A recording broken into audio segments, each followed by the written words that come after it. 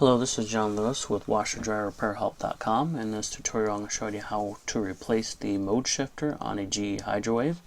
First thing we're going to do is turn off your wash machine, unplug it from the wall outlet and turn off the water to the wash machine, remove your hoses. Next thing we're going to do is locate where these two arrows are. There are spring clips that hold in your front panel. We will remove using a putty knife. We'll press those in and that will release your front panel. So one on the right and one on the left here. And then once we have that removed, we have access to the inside of your washer, and we will begin to remove the wiring harness by removing these tabs right here. And just keep in mind where they're located. You'll need to put them back together. And there is a wire retainer right here that we'll have to remove, and several others along this wiring harness. And watch this, that little screw there, it's the ground wire. We need to remove that also, so we can get that whole wiring harness out of the way. And there's the wire retainer. You can see just using a needle nose pliers and squeeze that. That's what you have to remove. And then we're going to unwrap it from the suspension rod and move that out of the way.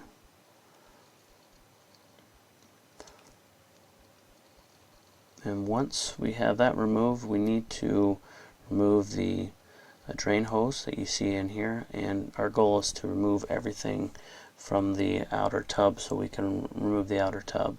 So it'll be the suspension rods and the drain hose and all that. Here's the screw that you need to remove.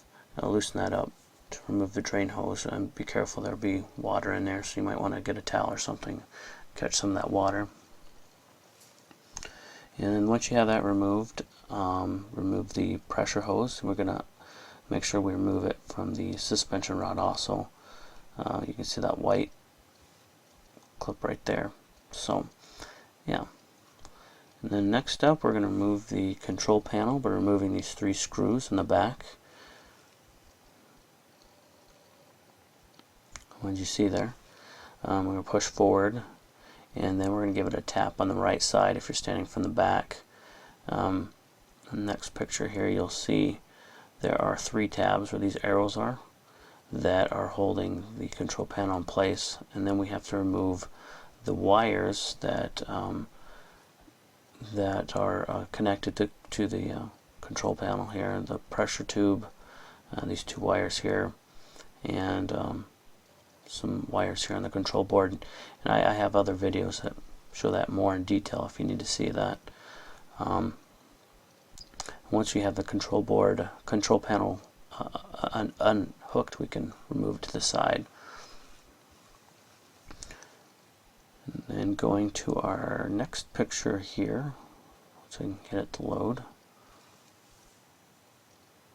We're going to remove the lid switch, and you can feel with your hand that on that side there's a little tab. You can feel it, and I'll have another picture in this next picture here. There's that tab. That's what you need to press in, and then once you have that pressed in, you can pop the lid switch out. It's a magnetic lid switch, and we're going to poke it through that hole right there. And then we can go to the next step.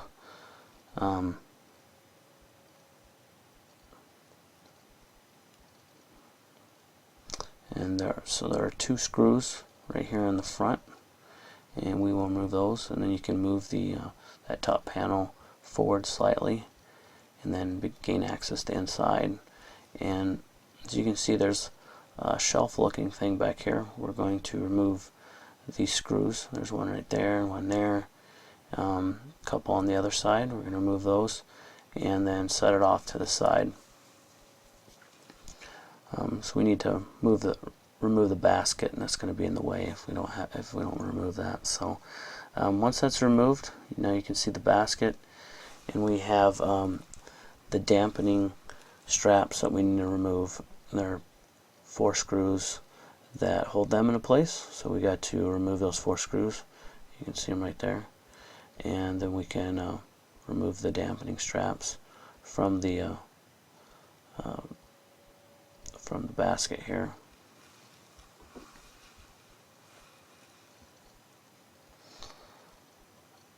So there's the next one that shows you. Started removing those.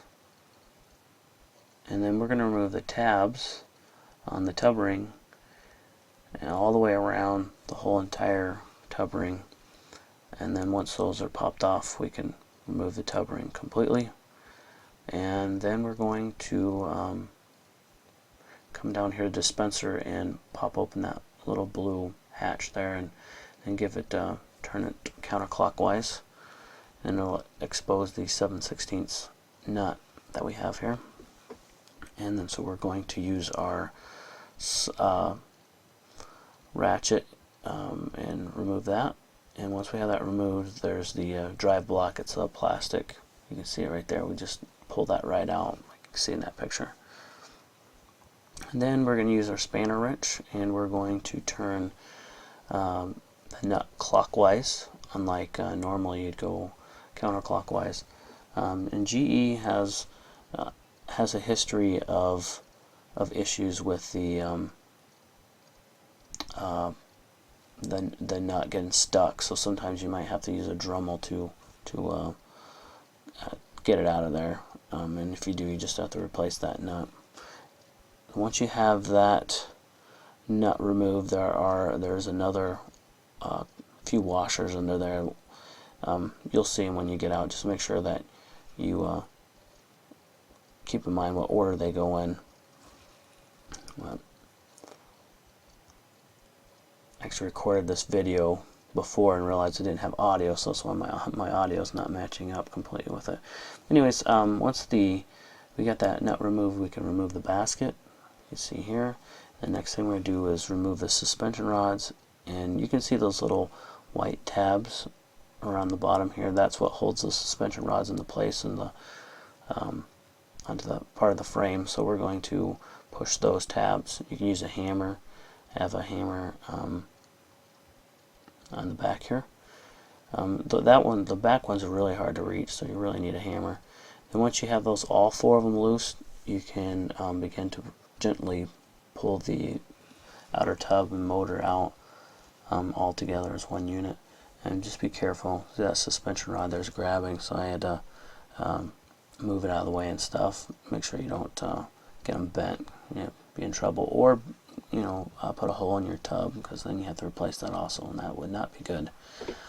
So once you get your tub out of there, we're going to flip it over safely on its top, and then we're going to move the belt here, and just like a bicycle, where you'd put a bicycle chain on or take one off, the same way you'd take it off of here. So, and this, I believe, is a 3/4 inch nut on this pulley we have to remove using our socket, and I'm using a hammer here to keep the pulley from turning while I'm turning the nut.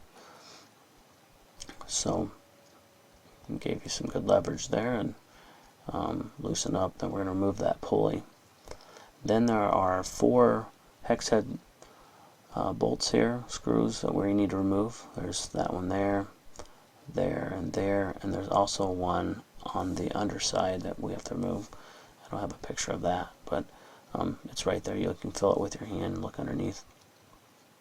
There's also another wire retainer that's holding the mod shaft, the plug that comes from the mod shaft. So we're going to release that with using our needle nose pliers, and give it a squeeze and push it through. Next we have 4 bolts that are attaching this frame to the outer tub. So we're going to remove those. You can see the one right there, and then there's 3 more of those legs we have to remove the bolts from, and then remove the zip tie from the overflow tube, and then just remember we have to reattach that when we put it back together. And then once those are all removed, we can lift up on that base, and then it exposes the mod shifter And now we just simply pull the mod shifter out and then replace it. Just follow these steps, go backwards, and you can put it back together. In this video, it really can show you how to do a lot of things. I mean, from watching this video, you know how to replace the tub and a few other things if other parts go wrong. So there you go. Hopefully this was a help for you. In the description I'll have links to places where you can buy parts, 365-day return policy, and also have a link to my website. Probably get some more information on this repair and how do you know when to replace the mod shifter and stuff like that. Yeah, feel free to visit my website. I'm on Facebook. Need to get on Google Plus a little bit more. I've been neglecting that, but you can find me on my website, Facebook, here on YouTube. Anytime, come check me out, washerdryerrepairhelp.com. If you have questions, feel free to send me an email. I can do what I can to help you out. So, but again, my audio is not in sync with my video here, so bear with me on this one. But yeah, if you have any questions, feel free to stop by and ask. I'm more on my website and on Facebook than here on YouTube, so you might want to swing by those places first. Alright, thank you very much for watching. Have a great day. And remember, washerdryerrepairhelp.com.